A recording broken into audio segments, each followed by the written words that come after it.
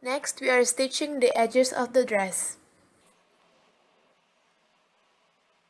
The right side of the front fabric meets the right side of the back fabric, and then stitch the edges all the way to the bottom.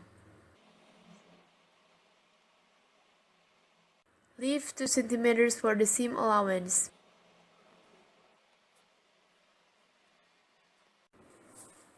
Stitching the arm sleeves.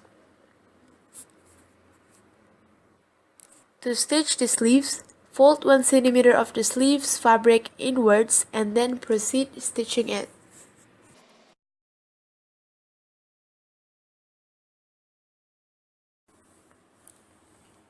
Stitching the bottom side of the dress.